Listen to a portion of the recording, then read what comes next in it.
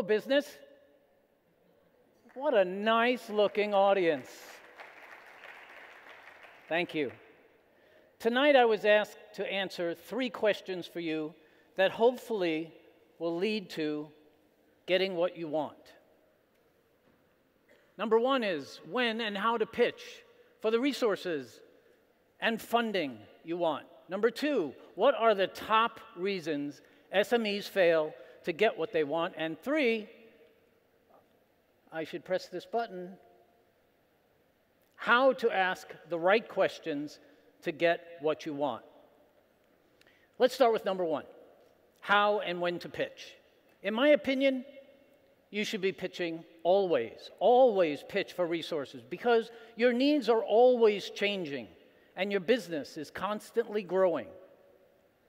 Assumptions may be the thing that's standing in your way because many of you assume what people want or need, but until you get out there and talk to them, you really don't know.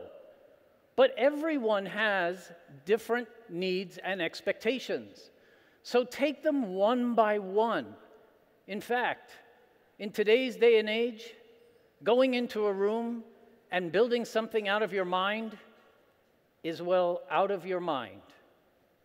Because the lean startup methodology teaches us to validate and invalidate your assumptions before you spend the time and the money to develop the products or services that you're building.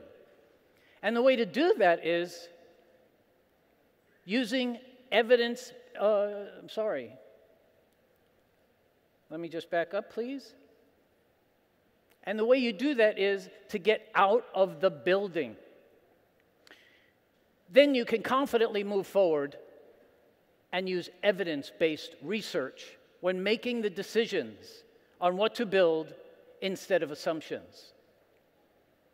If you want to know more about the Lean Startup, I don't have time tonight to tell you about it. Just go to the Kaufman Founders School, and you can listen to Steve Blank himself talk about it in about 30 minutes, filmed at his home. So in 30 minutes, you can learn all about it. Now, in order to get what you want, you need to have connections. You need to make connections all of the time because you never know when you will need them or when they will need you.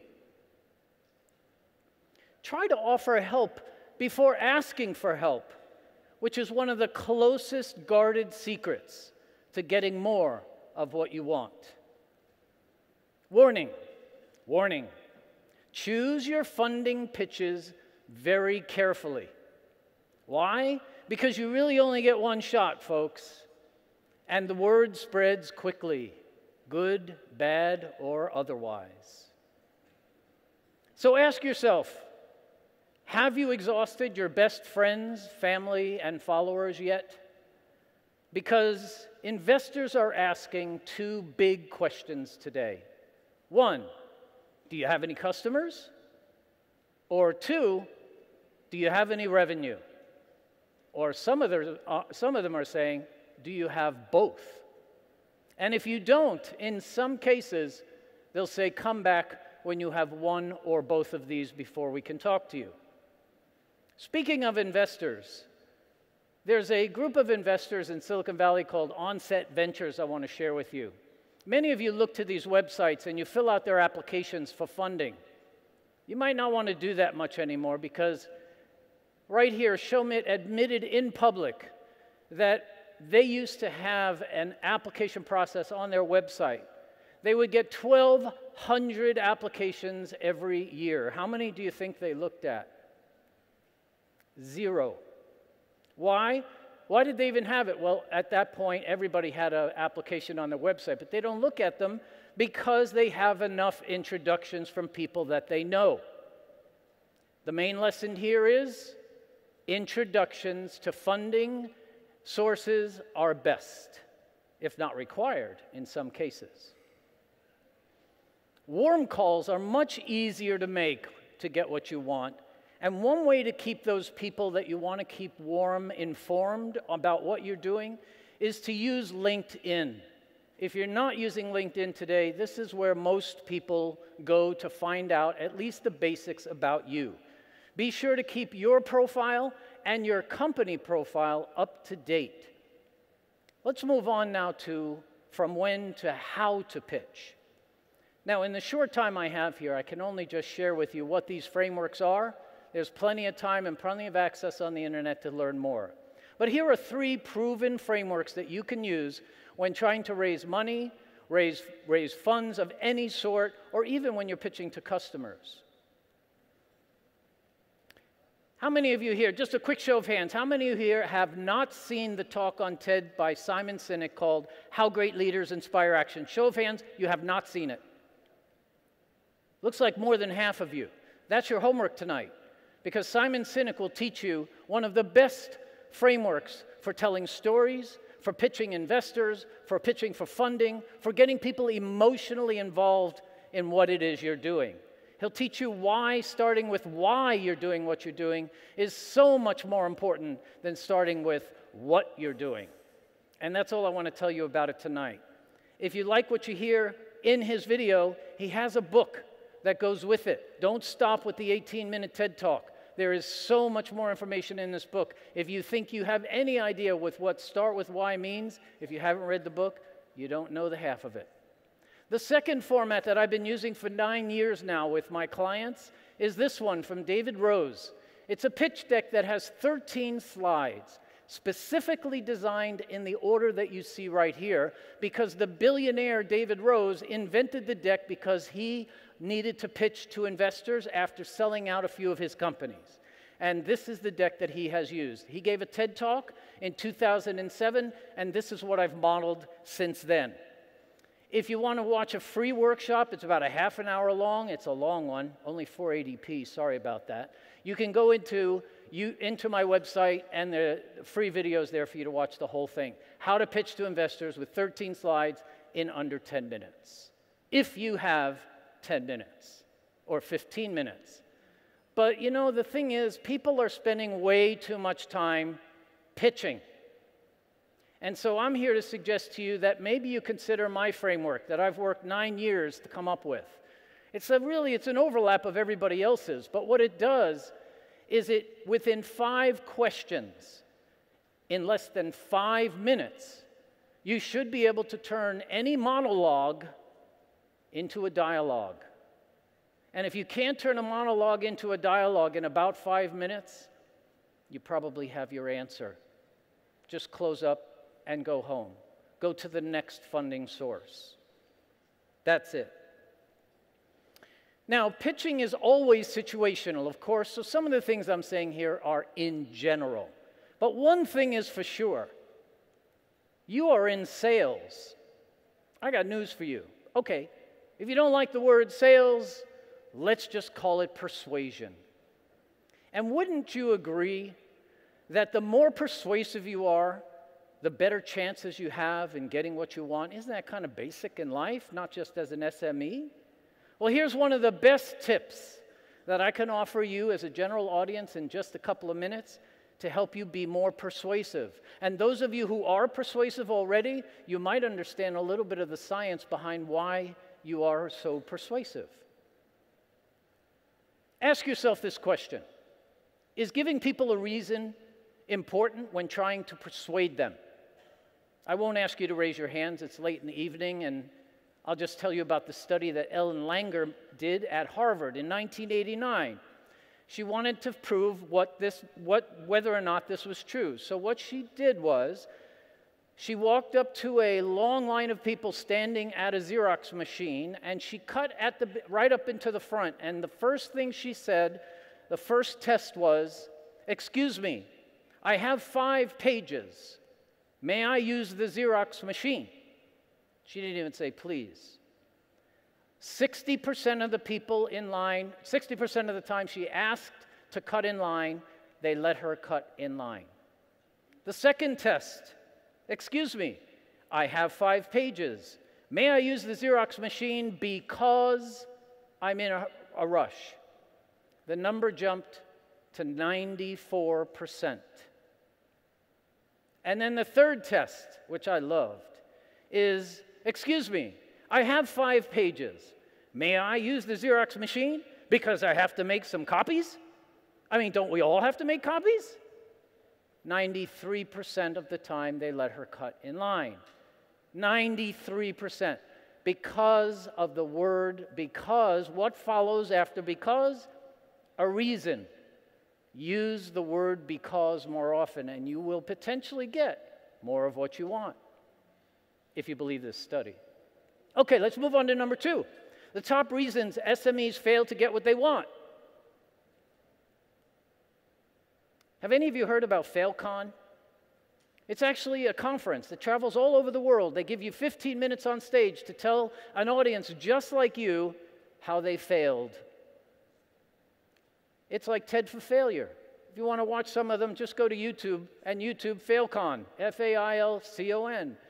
And you'll find all kinds of people that have been there, done that, and failed and learned from that failure. And that's what they're sharing at this conference.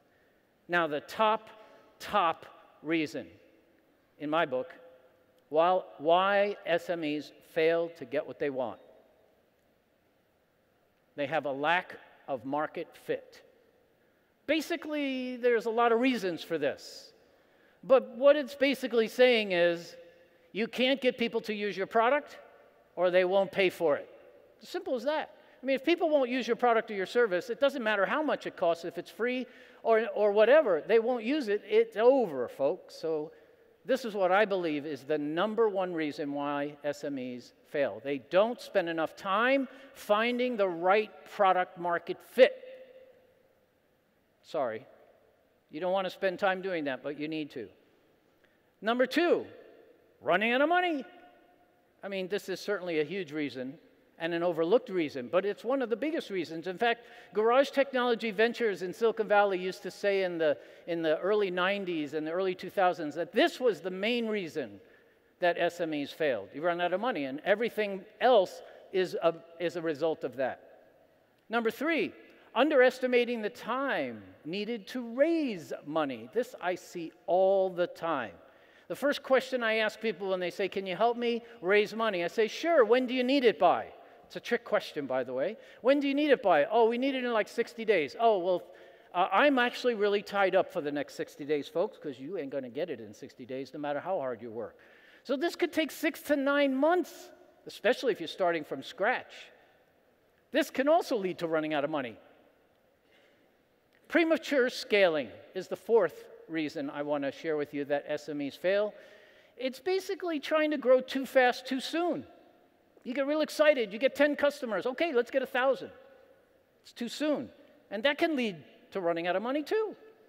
If you think you're at a point where you need to scale, check out this book by Nathan Furr called Nail It, Then Scale It. And you'll get some insights about what to do before you decide to scale so you don't run out of money when you're scaling.